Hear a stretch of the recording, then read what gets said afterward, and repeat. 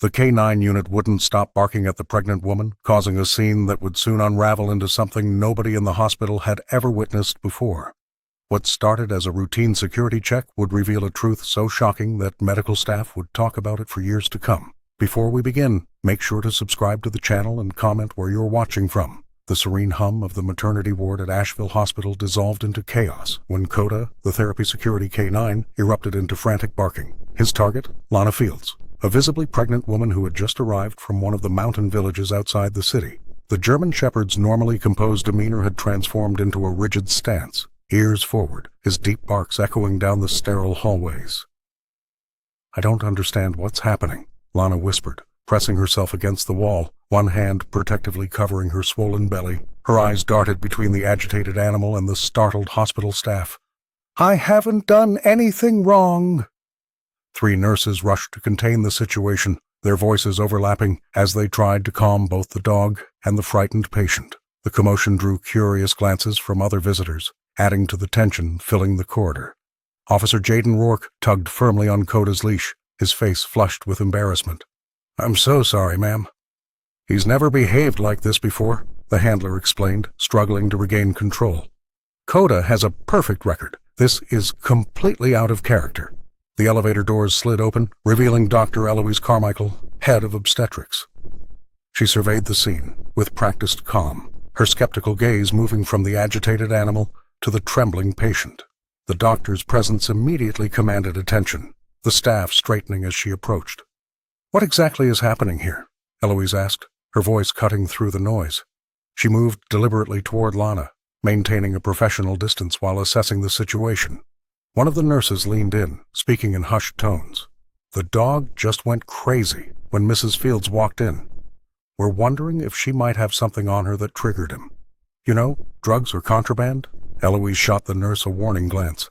"Let's not jump to conclusions," she cautioned, turning her attention back to the patient.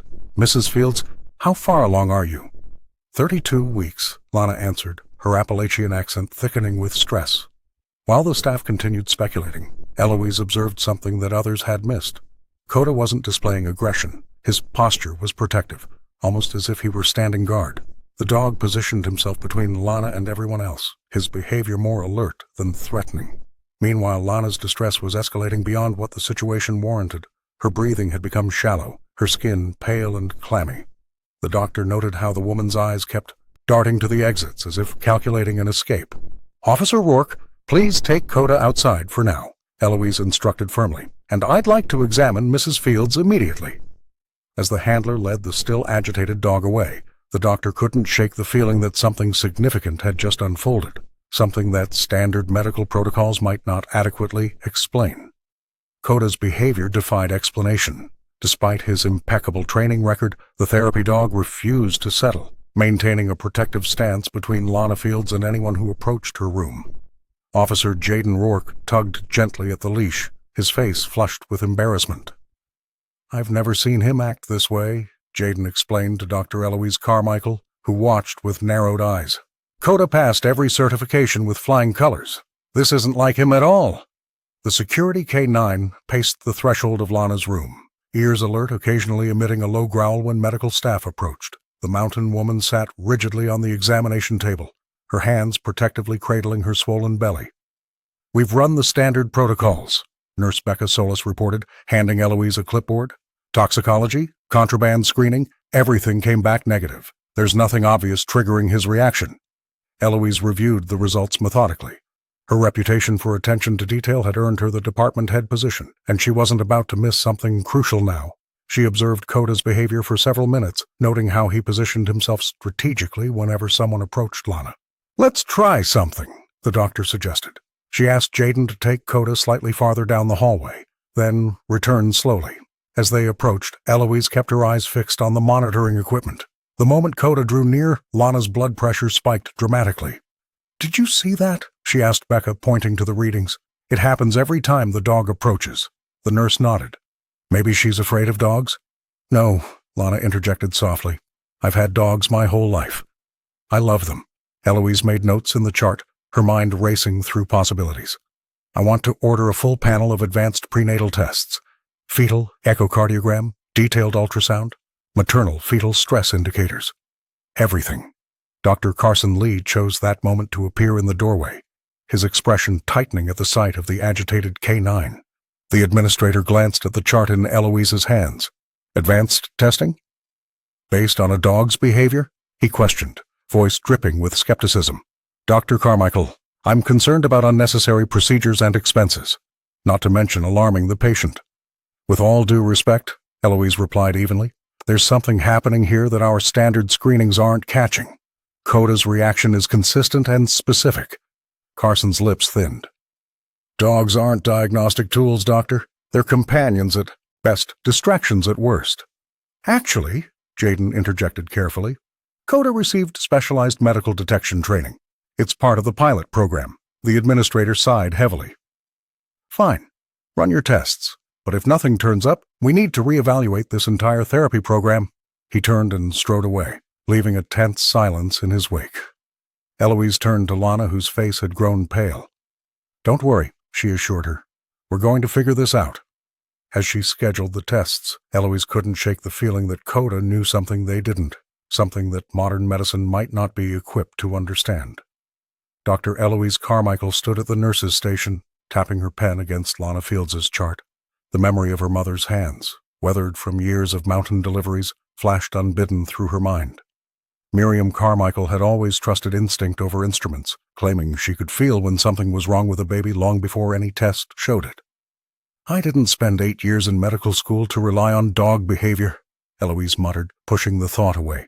She'd built her career on evidence-based medicine, deliberately distancing herself from her mother's Appalachian midwifery traditions. Nurse Becca Solis approached with a fresh set of vitals. Lana's resting now, she said, her voice gentle but probing. You know, my grandmother always said animals sense things we can't, especially around pregnancy. Please, not you too, Eloise sighed. Next, you'll suggest we consult a crystal ball. I'm just saying, Becca continued undeterred. Coda has never behaved this way before. Maybe there's something our monitors aren't catching. The doctor straightened her lab coat, armor against such thinking. That's exactly the kind of superstition I left behind in those mountains. We have science for a reason. Yet later, alone in her office, Eloise found herself reviewing Lana's file for the third time. Nothing unusual appeared in the blood work. The ultrasound showed normal development, but Coda's behavior, the way he positioned himself protectively near the pregnant woman, his ears alert, his focus unwavering, kept replaying in her mind. She pulled up Officer Jaden Rourke's training records for the therapy dog. Impeccable discipline. No previous incidents. The handler had trained Coda to detect seizures, blood sugar drops, even certain cancers, all with documented success. This is ridiculous, she whispered, closing the file, but her fingers betrayed her, reopening it immediately. The hospital corridors felt eerily quiet as Eloise made an unscheduled evening round to Lana's room. She paused outside the door, surprised to find her hand trembling slightly. Something about this case was getting under her skin, cracking the professional veneer she'd carefully maintained for years. Inside, Lana slept peacefully, one hand resting protectively over her belly. Eloise checked the monitors, finding nothing concerning. As she turned to leave, she nearly collided with Coda, who had silently appeared in the doorway. The dog's intelligent eyes met hers, unwavering and knowing. For a brief, unsettling moment, Eloise felt as though he was trying to tell her something important that her years of medical training couldn't decipher. The tension between what she could prove and what she could feel stretched taut within her chest. For the first time in years, Eloise wondered if she'd been too quick to dismiss her mother's ways. Word spread through the hospital corridors like wildfire. By mid-afternoon, Dr. Eloise Carmichael was summoned urgently to Lana Fields' room, where she found an elderly woman in a worn denim jacket and practical boots, placing small bundles of dried plants on the windowsill. The scent of earthy herbs permeated the sterile hospital air.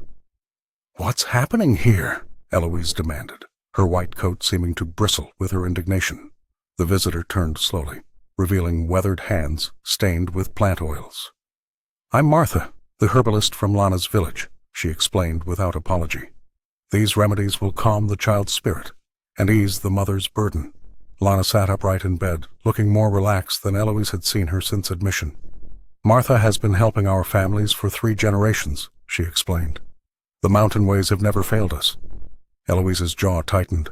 She gestured for Martha to step outside, then turned to the two midwives who stood nearby. "Who authorized this?" she hissed, keeping her voice low but intense. "We have protocols. You can't just allow random people to bring unknown substances into a medical facility." The younger midwife looked down, but the senior one met Eloise's gaze. "The herbs are harmless, Doctor. We've seen them used safely for decades." "Harmless isn't the same as beneficial," Eloise countered. "This isn't some mountain cabin. This is a hospital with standards of care." The words had barely left her mouth when memories of her childhood flooded back. Her mother, Miriam, preparing similar bundles at their kitchen table, explaining which plants eased nausea and which strengthened contractions. The familiar scent transported her back to a time before science had become her only truth. Martha appeared in the doorway, unfazed by Eloise's obvious disapproval. "Your mother would recognize these remedies," she said quietly. "Miriam Carmichael taught many of us." The statement hit Eloise like a physical blow. "You don't know anything about my mother," she replied, though her voice had lost some of its edge.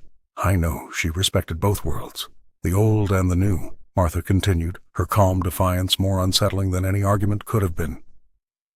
"As should you." Eloise watched as several nurses nodded subtly in agreement. The realization struck her. These weren't just Lana's beliefs. The trust in tradition ran deeper through the hospital staff than she had ever recognized. "The remedies stay outside the room," Eloise finally compromised, her professional mask firmly back in place. "And I want a list of every ingredient for our records." As Martha nodded and began writing, Eloise caught herself wondering if her mother would have handled this differently, with more grace, perhaps, or with the wisdom to see value in both approaches. The thought unsettled her more than she cared to admit. 3 days after the incident with Lana Fields, Coda's behavior repeated itself in a way that could no longer be dismissed as coincidence. The German Shepherd was accompanying Officer Jaden Rourke on their routine rounds through the pediatric wing when he suddenly froze, hackles raised. Without warning, the dog began barking with the same urgent intensity he'd shown in the maternity ward. "Coda, heel!" Jaden commanded, his face flushing with embarrassment as hospital staff turned to stare. The security officer tugged gently at the leash, but the dog remained fixated on a corner room, his barking growing more frantic by the second. Nurse Melissa from Pediatrics approached with concern. "Is everything okay with him?" she asked, keeping a cautious distance. "I'm so sorry," Jaden apologized, struggling to control his partner. "This isn't like him at all." As the commotion continued, Becca Solis happened to be passing by with medication charts. The nurse paused, remembering Coda's behavior with Lana. She approached slowly, her brow furrowed in concentration. "Wait," she said, sniffing the air. "Does anyone else smell something strange?" The subtle odor became apparent once mentioned.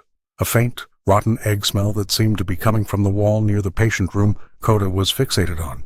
Within minutes, maintenance confirmed what the dog had somehow detected first: a gas leak in the heating system, potentially dangerous if left unaddressed.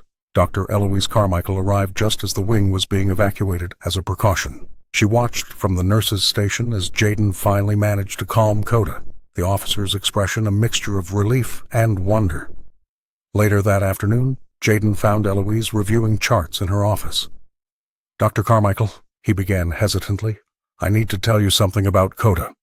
The head of obstetrics looked up, her skeptical gaze softening slightly. "I'm listening." "Coda was trained in medical detection before joining security," Jaden explained. "He can identify certain cancers, detect blood sugar changes, even sense oncoming seizures. I didn't mention it before because—" he paused. "Well, because I didn't want to sound like I was making excuses for his behavior with your patient." Eloise set down her pen. "And now? Now I think we need to consider that he's sensing something real with Lana Fields.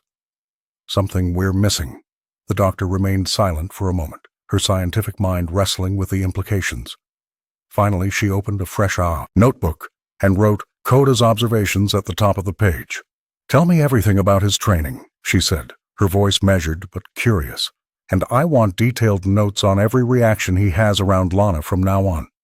As Jaden described Coda's capabilities, Eloise found herself wondering if perhaps there was more to medicine than what could be measured with machines and tests. The thought made her uncomfortable, but she couldn't ignore the evidence sitting right in front of her. Dr. Carson Lee's office door closed with a soft click that somehow sounded more ominous than a slam. Eloise Carmichael stood before his polished mahogany desk, hands clasped behind her back, as the hospital administrator shuffled through a stack of complaint forms. "This has gone far enough," Carson said, his voice tight with controlled frustration. 3 separate patients have requested transfers away from the maternity ward.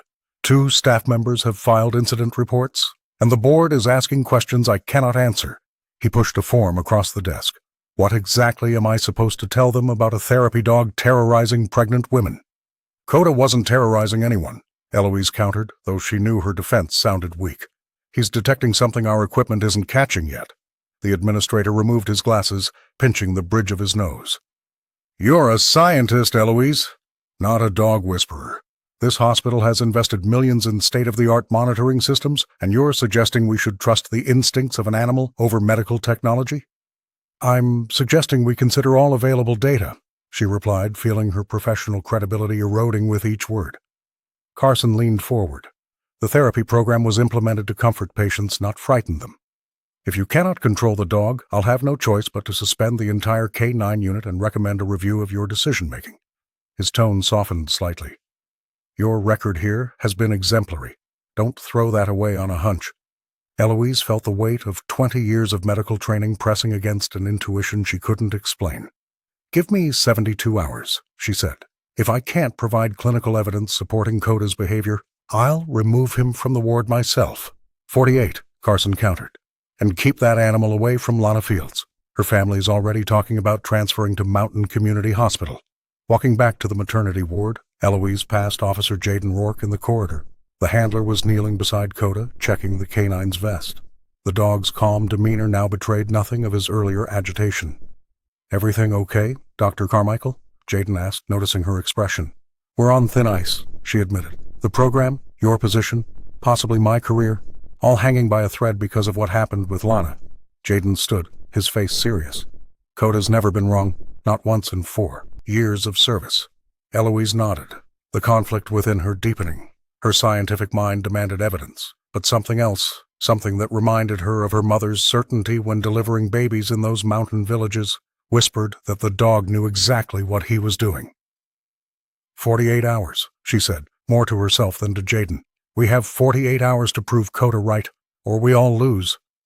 Dr. Eloise Carmichael stared at the monitor, her finger tracing the subtle irregularity in the heartbeat pattern. After ordering a comprehensive battery of prenatal diagnostics, she had finally found something tangible, something that might explain Coda's persistent behavior. The baby's heartbeat occasionally skipped, a minuscule anomaly that would typically be dismissed as insignificant in routine screenings. See this?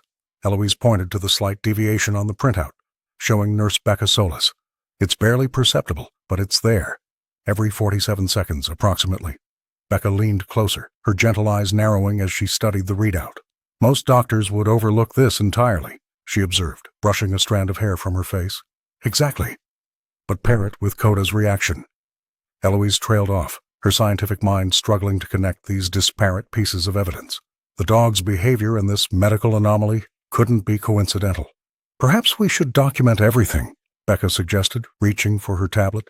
The times when Coda barks, Lana's symptoms, environmental factors, everything. Eloise nodded, feeling a strange sense of validation. For days, she'd been torn between her medical training and something deeper, an intuition she'd inherited, but long suppressed. Good idea. Let's create a timeline and see if there's a correlation.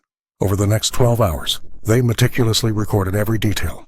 Becca noted the times Coda became agitated, while Eloise documented fluctuations in Lana's vitals. By midnight, they had compiled enough data to spot something remarkable. Look at this, Eloise whispered, spreading their notes across the nurse's station counter. Coda's most intense reactions happen exactly 8 minutes before each cardiac irregularity intensifies in the fetus. Becca's eyes widened. That's impossible. How could he know? I don't know, Eloise admitted, the weight of her mother's midwifery legacy suddenly heavy on her shoulders. But the pattern is undeniable. They continued charting, adding environmental readings, room temperature, barometric pressure, even electromagnetic measurements from nearby equipment. A complex picture emerged, one that transcended standard medical understanding. This isn't just about a heartbeat anomaly, Eloise finally said, rubbing her tired eyes. There's something else happening here. Something I can't explain with my textbooks. Becca placed a comforting hand on her colleague's shoulder. Maybe some things aren't meant to be explained by science alone. Eloise straightened her posture, unwilling to surrender completely to such thinking. Science just hasn't caught up yet, she insisted, though her voice lacked conviction. We need more data. As dawn broke over the Asheville Mountains, casting long shadows through the hospital windows, Eloise made a decision. She would follow this pattern wherever it led, even if it meant questioning everything she thought she knew about medicine, intuition, and the invisible connections between living beings. The silver moonlight spilled through the hospital window, casting long shadows across Lana Fields' room. She lay awake, her hands trembling as they pressed against her swollen belly. The baby inside her was moving with unusual intensity, not the gentle nudges she'd grown accustomed to, but frantic, almost desperate movements that sent waves of anxiety through her entire body. Dr. Eloise Carmichael had just finished her evening rounds when a nurse called her back to Lana's room. The pregnant woman was sitting upright, tears streaming down her face, her breathing shallow and quick. "It's the restless blood," Lana whispered, her Appalachian accent thickening with fear. "My grandmother warned me about this. When the baby moves like this under a full moon, it means something's wrong with its spirit."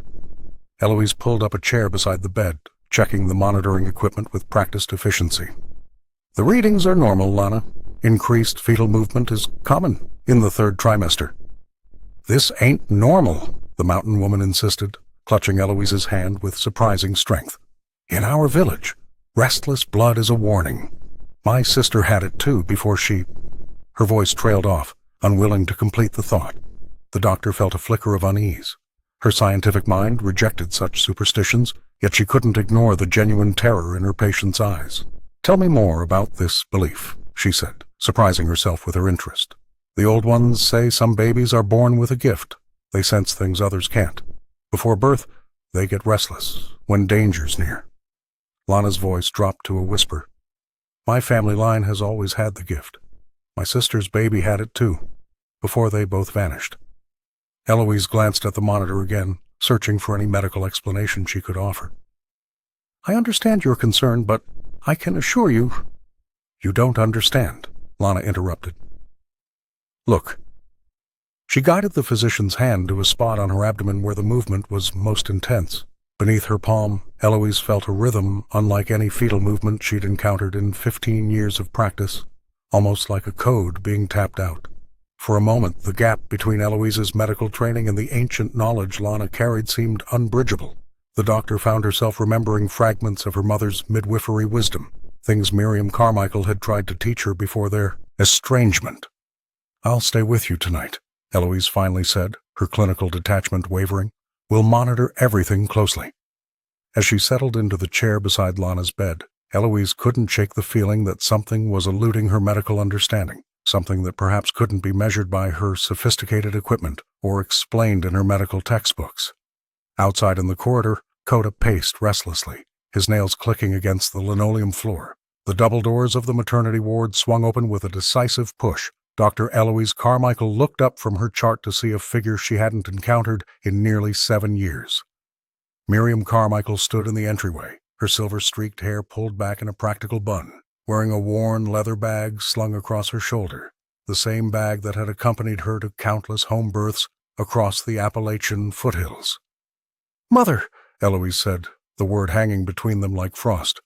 "Who called you?" "Sarah Jenkins from the birthing center," Miriam replied, her voice steady as she approached. "She was concerned about Lana's case. Said there might be more to it than medical science is seeing." Eloise's jaw tightened. Of course someone had gone behind her back, undermining her authority as head of obstetrics. "This is a hospital, not a mountain cabin. We have protocols.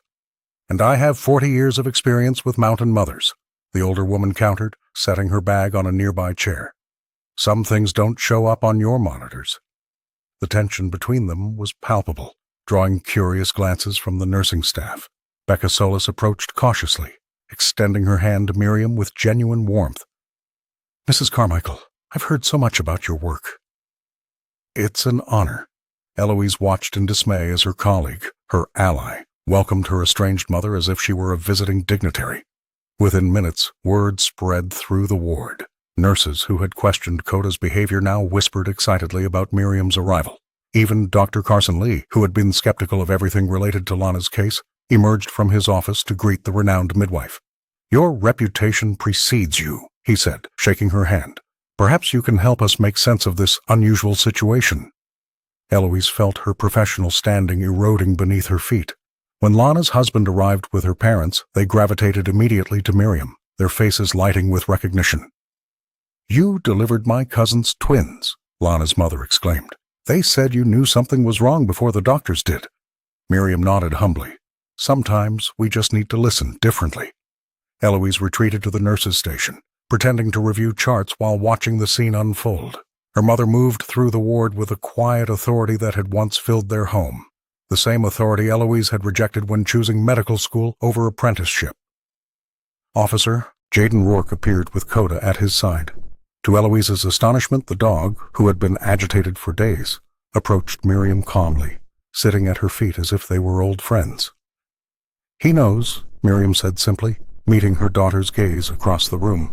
"Just like you used to know, before you buried it under all those textbooks." The words cut deeper than any scalpel, leaving Eloise standing alone, a doctor in her own hospital, suddenly the outsider. The hospital corridor had grown quiet as midnight approached. Dr. Eloise Carmichael found Lana Fields awake, staring out the window at the Appalachian Mountains silhouetted against the night sky. The pregnant woman's hands rested protectively over her belly, her expression troubled. "Can't sleep?" Eloise asked, checking the monitoring equipment. Lana shook her head. "Every time I close my eyes, I see my sister." "I didn't know you had a sister," the doctor replied, pulling up a chair. "Had," Lana's voice cracked. "Rebecca disappeared 8 years ago during childbirth. Same symptoms I'm having now. The restlessness, the strange heartbeats."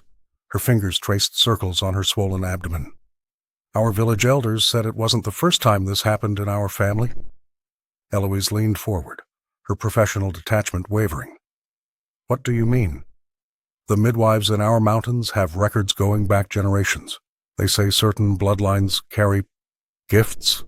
Lana hesitated, clearly uncomfortable sharing such beliefs with a medical professional.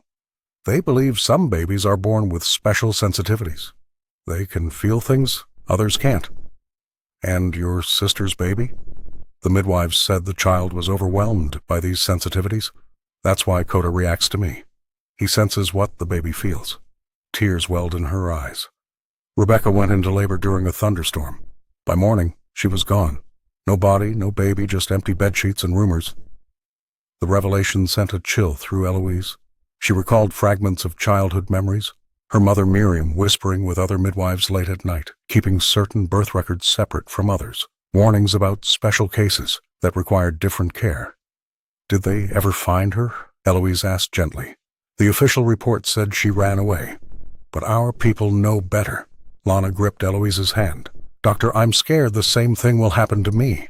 Something shifted in Eloise's mind, pieces connecting. Her mother's insistence on monitoring electromagnetic fields during certain births. The old journals she'd glimpsed as a child, filled with observations about babies who seemed to react to stimuli others couldn't perceive.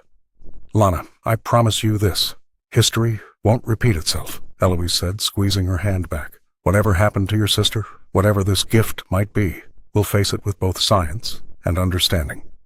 As she left the room, Eloise felt a strange certainty growing. There was a pattern here, one that perhaps stretched back generations, one that might even include her own birth. For the first time in years, she wondered if her mother's intuitive practices might hold answers that her medical textbooks couldn't provide. The storm came with little warning, rolling down from the Appalachian peaks with a fury that made the hospital windows rattle. Rain lashed against the glass in horizontal sheets while thunder crashed overhead, each boom making the lights flicker ominously. Dr. Eloise Carmichael was reviewing Lana Fields' chart when the power finally gave out completely, plunging the maternity ward into darkness. "Everyone stay calm," Eloise called out, her voice steady despite the chaos erupting around her. Emergency lights flickered on, casting an eerie glow across worried faces. Her phone buzzed, a message from the administration ordering immediate evacuation to the backup wing. "We need to move all patients now," Nurse Becca Solis announced, already gathering supplies. "The generators are only supporting critical systems." As staff rushed to prepare wheelchairs and portable monitors, a cry came from Lana's room. Eloise hurried in to find her patient doubled over, clutching her swollen belly. "The baby's coming," Lana gasped, her eyes wide with fear. "It's too early." Outside, the wind howled like a wounded animal. Through the commotion, Eloise heard another sound, Coda's distinctive bark echoing down the corridor, urgent and insistent. "Get Officer Rourke to control that dog," shouted Dr. Carsonley, appearing at the doorway. "And Dr. Carmichael, aren't you supposed to be at the medical conference in Charlotte? Your presentation starts in 3 hours." Eloise froze. The speaking opportunity at the Regional Obstetrics Conference, her chance to present research that could cement her reputation nationally. She'd been preparing for months. "I can't leave," she said, watching Lana's face contort with another contraction. "Not now." The administrator's expression hardened. "We have other doctors who can handle this. Your career—" "My patient needs me," Eloise interrupted, surprising herself with the firmness in her voice. Lightning flashed, illuminating the room in stark white. In that brief moment, Eloise caught sight of something in Lana's eyes, the same fear she'd seen in countless mountain women, the same look her mother had described from generations of difficult births. Coda's barking grew louder, more frantic. Jaden Rourke appeared, struggling to hold the agitated animal. "He won't settle down," the officer explained, rain dripping from his uniform. "Not since the power went out." Eloise made her decision. "Tell Charlotte I won't make it. We're staying here." She turned to Becca. "Prepare for delivery in this room. I don't want to risk moving her." As the understaffed team scrambled to create a makeshift delivery area by flashlight, Eloise took Lana's hand. Science told her this was just a routine early labor complicated by a power outage. But something deeper, something she'd inherited perhaps, whispered that tonight would change everything. "Coda! Coda, where are you?" Officer Jaden Rourke's voice echoed through the darkened hospital corridors. The blackout had plunged the building into chaos, emergency lights casting eerie shadows as staff rushed to secure patients. In the confusion, the German Shepherd had slipped away, his leash dangling empty from Jaden's hand. Dr. Eloise Carmichael emerged from Lana's room, her face etched with concern. "You lost him?" she asked, her voice tight with tension. "He was right beside me when the lights went out," the officer explained, running a hand through his hair. Then something caught his attention, and he bolted. Eloise felt a chill that had nothing to do with the hospital's failing climate control. "We need to find him. Now." They organized a search party, Nurse Becca Solis and 2 security guards joining them with flashlights. The beam of light bounced off walls as they descended deeper into the hospital, calling Coda's name. The basement level was rarely used, housing mostly old equipment and archived records. "Listen," Becca whispered, raising her hand. A faint scratching sound echoed from beyond a heavy metal door marked Archives. Authorized personnel only. Jaden approached cautiously, calling softly. "Coda? Boy, are you in there?" A familiar bark answered, followed by more scratching. The officer tried the handle, locked. "He's definitely in there." Using the master key from security, they pushed open the door to find Coda sitting alert in front of a second doorway, partially concealed behind shelving units. The dog's posture was rigid, protective rather than threatening. "What's he found?" Eloise murmured, approaching slowly. The hidden door led to a chamber that smelled of dust and old paper. Flashlight beams revealed stacks of boxes and filing cabinets, clearly untouched for years. Coda moved purposefully toward one section, pawing at a specific cabinet. Becca pulled open the drawer, revealing hundreds of yellowed folders. "Birth records," she said, surprise evident in her voice. "Dating back to the 1950s. Eloise reached for a file, her medical training kicking in as she scanned the contents. "These aren't just any records. They're cases with anomalies. Unusual fetal heartbeats, electromagnetic sensitivity." Her fingers trembled as she opened another folder. Then another. "These cases, they're like Lana's. And look at the dates." She spread several files on a dusty table. "They occur in clusters, always 30 years apart." Becca's flashlight illuminated a notation in red ink. "Mountain births, special protocol."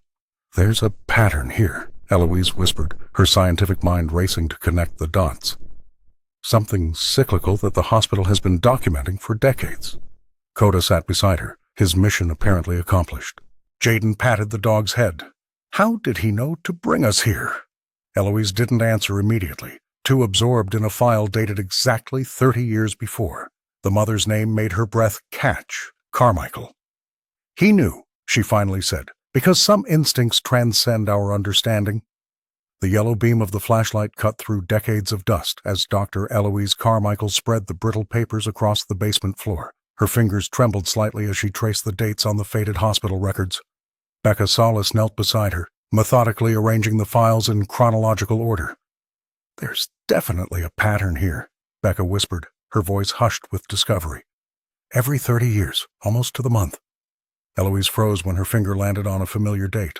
Her own birth date stared back at her from a yellowed page, marked with the same anomaly code they'd been tracking. The realization hit her like a physical blow. "I'm one of them," she murmured, her scientific detachment momentarily shattered. "My mother never told me." The nurse placed a gentle hand on her colleague's shoulder. "Maybe she was protecting you." Eloise's mind raced through childhood memories. Her mother's strange insistence on keeping her away from certain electrical equipment, the herbal teas she'd been given during thunderstorms, the protective medallion she'd worn until college. All these quirks of her upbringing suddenly aligned into a coherent pattern. "Look at this," Becca said, pointing to a recent geological survey map tucked among the medical records. The hospital expansion team mapped electromagnetic anomalies in the mountain terrain. The dates of these unusual births, they perfectly align with major electromagnetic shifts in the region. Eloise pulled out her cellular device, quickly cross-referencing the dates with the survey data. The correlation was undeniable, statistical significance well beyond coincidence. Footsteps echoed on the concrete stairs, and Miriam Carmichael appeared in the doorway, her silhouette framed by emergency lighting. The older woman's eyes took in the scattered papers, recognition dawning on her weathered face. "So you found them," Miriam said, her voice neither apologetic nor surprised. Eloise held up her own birth record. "Were you ever going to tell me?" Miriam stepped into the room, lowering herself to the floor with the careful movements of age. "What would I have said? That you were born during an electromagnetic storm? That children like you and Lana's baby need care that goes beyond what your medical textbooks teach?" "These births," Becca interjected, "they've always required special attention, haven't they?" Miriam nodded slowly. "The mountain has rhythms. Some babies come into the world more attuned to those rhythms than others." She reached for the files, her fingers tracing the same patterns her daughter had discovered. "Science can measure the what, but intuition guides us through the how." Eloise stared at her mother, seeing for the first time not an opponent to her medical training, but a woman who had carried knowledge that bridged worlds. "Show me," Eloise finally said, pushing aside 30 years of resistance. "Show me what you know." In the 3 days since the power had returned to Asheville Memorial, a tentative calm settled over the maternity ward. Lana Fields rested in her hospital bed, one hand protectively draped over her rounded belly, the other scrolling through messages of support on her smartphone. The monitoring equipment beside her bed beeped steadily, showing normal readings that had Dr. Eloise Carmichael cautiously optimistic. "Your vitals are looking good today," Eloise said, making notes in her tablet.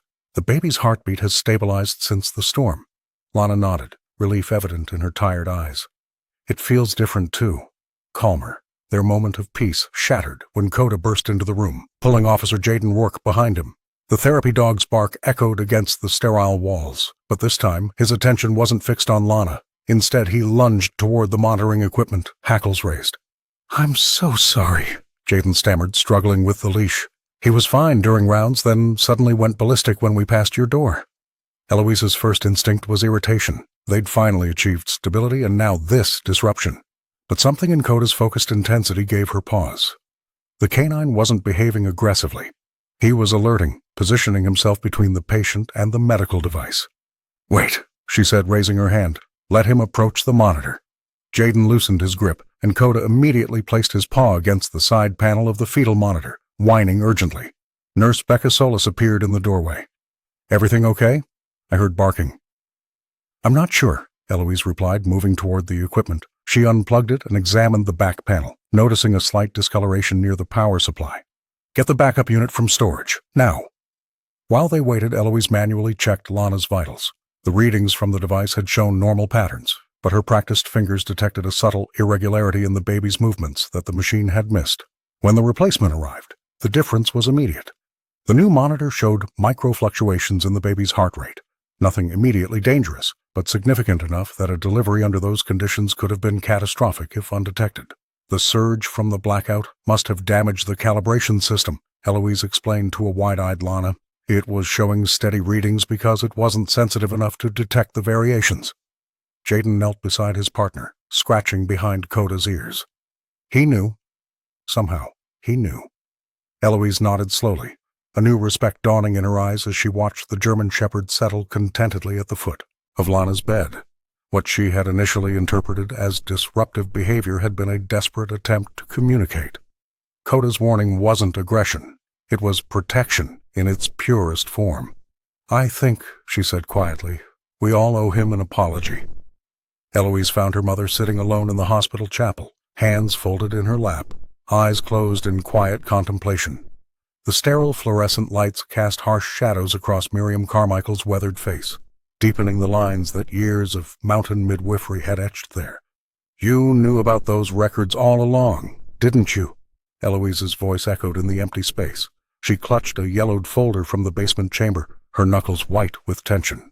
Miriam opened her eyes slowly, unsurprised by the confrontation. I wondered when you'd find them. Why didn't you tell me? About Lana's sister? About the patterns? Eloise's scientific mind was racing, trying to categorize and organize information that defied clinical explanation. The older woman sighed, patting the bench beside her. Some things aren't meant for hospital charts, Ellie. Reluctantly, Eloise sat down, maintaining a careful distance from her mother. Lana's sister didn't just vanish, did she?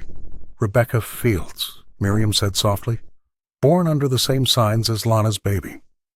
Same heart rhythm, same sensitivity. She touched the folder. Her records disappeared because someone didn't want questions asked about what happened. What did happen? Eloise pressed. The doctors back then didn't listen to the village women. They dismissed the warnings, the traditions.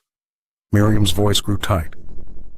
They sedated Rebecca heavily during delivery, used equipment that interfered with her unique sensitivity. Her heart couldn't handle it. Eloise felt cold realization wash over her. And you were there? I was just starting out, too afraid to challenge the doctors. Tears gathered in the midwife's eyes. After that, I promised I'd never let medical arrogance override what generations of mountain women have known. The revelation hit Eloise like a physical blow. Her entire career had been built on dismissing exactly what her mother had fought to preserve. And me? She whispered. My birth date was in those records too. Miriam reached out, hesitating before touching her daughter's hand. You have the sensitivity too, Ellie. Why do you think you've always been so attuned to your patients? Why you noticed what others missed? It's not just your training. Eloise stared at the chapel's simple wooden cross, her worldview shifting beneath her. Science had always been her foundation, her certainty in an uncertain world. Now that foundation was revealing itself to be built upon layers of story, tradition, and intuitive knowledge her ancestors had carried. There are truths that survive only in memory, Miriam said gently, things we pass down because they can't be measured or quantified. For the first time in years, Eloise didn't pull away when her mother squeezed her hand.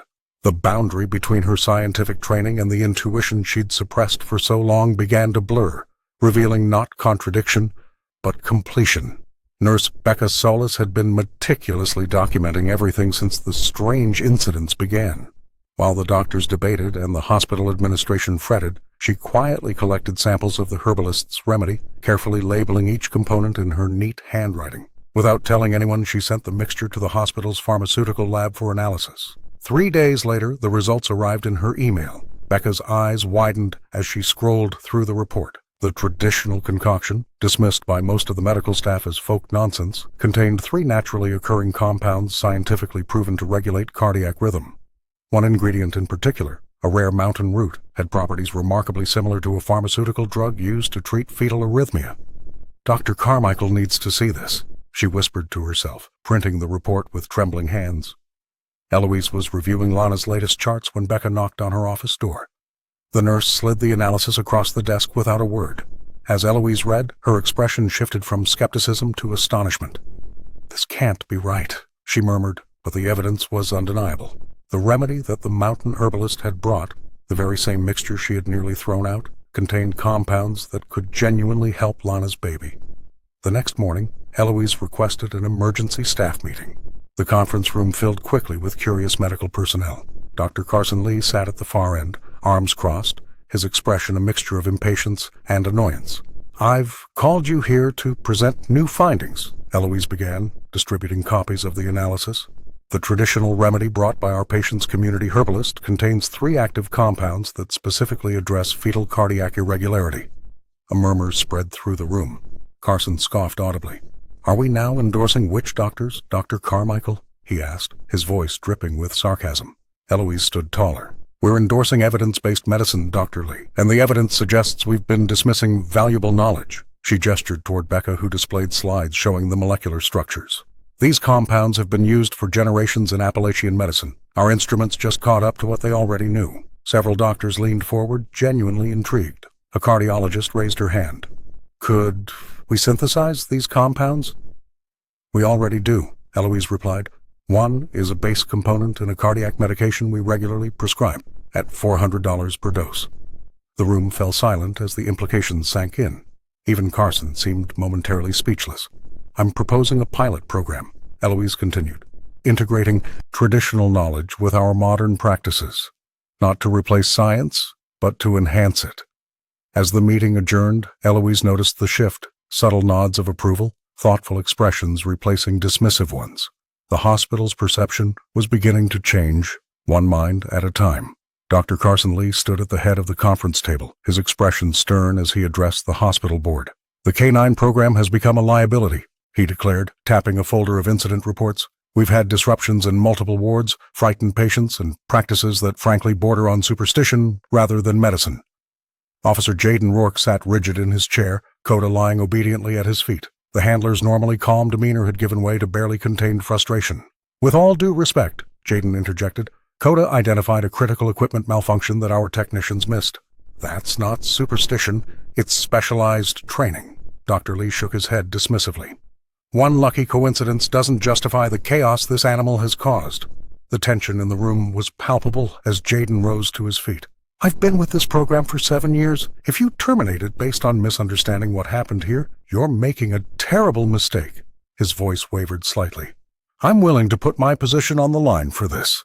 Several board members exchanged uncomfortable glances. Everyone knew what this meant. Jaden was essentially offering his resignation if they couldn't see Coda's value.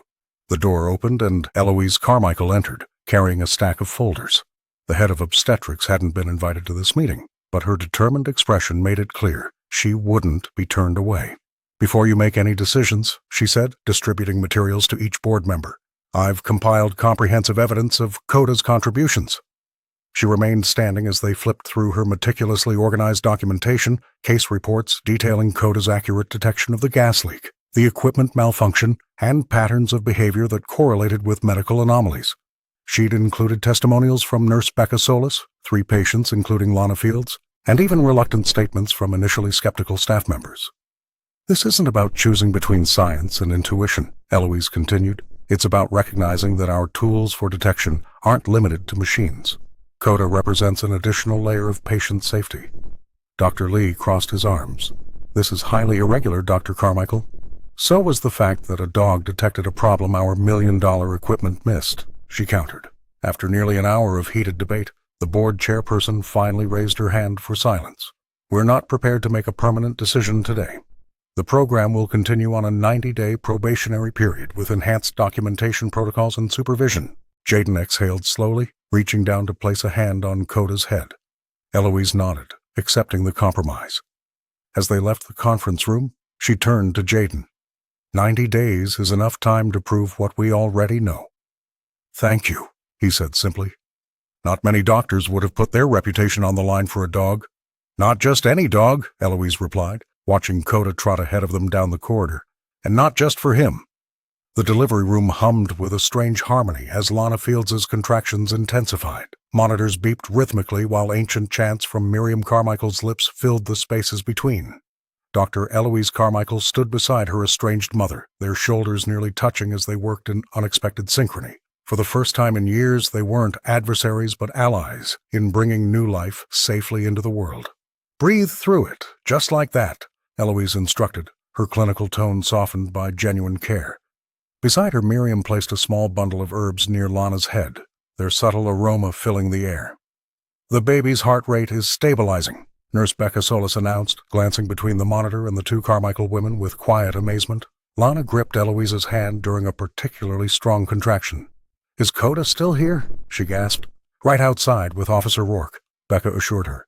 "He's completely calm now." The labor progressed with remarkable smoothness, medical interventions seamlessly interwoven with whispered traditions. Miriam guided Lana's breathing with ancient Appalachian rhythms, while Eloise monitored vital signs, adjusting protocols as needed. Their hands sometimes brushed as they worked, each touch dissolving years of tension. When the baby boy finally emerged into the world, his cry was strong and clear. But as Eloise placed him under the standard examination lights, something extraordinary happened. The infant's tiny hands fluttered rapidly, and his eyes, though newborn unfocused, seemed to track the electrical currents in the room. "Turn down the overhead lights," Miriam said softly. When the staff complied, the baby immediately settled.